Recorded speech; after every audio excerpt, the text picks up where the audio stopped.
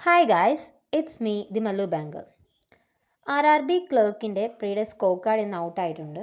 So ഞാൻ apply ചെയ്തിരുന്നത് കേരള സ്റ്റേറ്റിൽ നിന്ന് തന്നെയായിരുന്നു.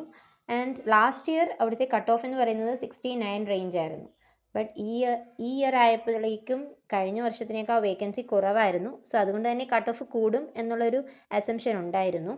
എന്നിരുന്നാൽ പോലും RRB ക്ലർക്ക് എന്ന് പറയുന്നത് മീൻസ് നല്ല എളുപ്പമുള്ള എക്സാം ആയതുകൊണ്ട് തന്നെ കട്ട് ഓഫ് എന്ന് പറയുന്നത് നല്ല ലെവലുള്ള കട്ട് ഓഫ് തന്നെ ആയിരിക്കും. സോ എൻ്റെ സ്കോർ കാർഡാണ് ഞാൻ ഇന്ന് ഷെയർ ചെയ്യുന്നത്. ഞാൻ ടോട്ടൽ 77 ആയിരുന്നു അറ്റംപ്റ്റ് ചെയ്തത്. റീസണിങ് 39ഉം ബാക്കി ക്വാൺസും.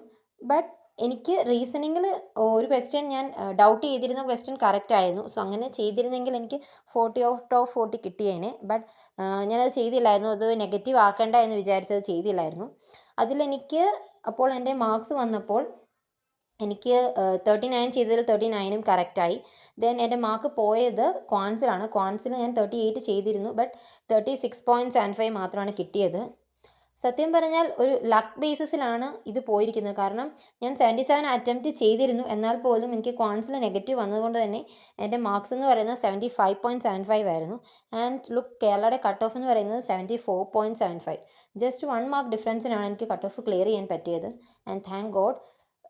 അപ്പോൾ ഇനി RRB ക്ലർക്ക് മെയിൻസിന് വേണ്ടിയിട്ട് പഠിക്കുന്നവരോട് പറയാനുള്ളത്, നല്ല രീതിയിൽ തന്നെ മെയിൻസ് ഫോക്കസ് ചെയ്തിട്ട് പഠിക്കുക. GA അൺപ്രഡിക്റ്റബിൾ ആയിരിക്കും. എന്നിരുന്നാൽ പോലും നല്ല രീതിയിൽ പഠിക്കുക. ഇനി കൂടുതലും പുതിയതൊന്നും പഠിക്കാൻ നോക്കണ്ട. പഠിച്ചതൊക്കെ റിവൈസ് ചെയ്യാൻ ഉള്ള ടൈം മാത്രമേ നമുക്കുള്ളൂ. ദെൻ കൂടുതലും റീസണിങ്ങിനും ക്വാൺസിനും ഫോക്കസ് കൊടുക്കുക. കാരണം ക്ലർക്കിൻ്റെ മെയിൻസ് ആണ്. സോ അറ്റംപ്റ്റ് നല്ല രീതിയിൽ കൂടണം.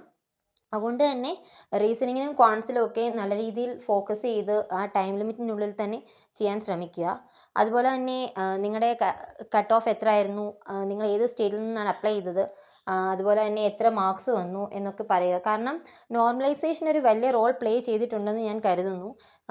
ഞാൻ മെയിൻസ് എക്സാം എഴുതാൻ പോയപ്പോൾ അവിടെ ഒരു സ്റ്റുഡൻറ്റ് എന്നോട് പറഞ്ഞു അവർ 67 അറ്റംപ്റ്റ് ചെയ്തിട്ട് കട്ട് ഓഫ് ക്ലിയർ ചെയ്തെന്ന്. അപ്പോൾ ഈ 74 വന്നപ്പോൾ അവിടെ ഒരു ബിഗ് നോർമലൈസേഷൻ നടന്നിട്ടുണ്ട്.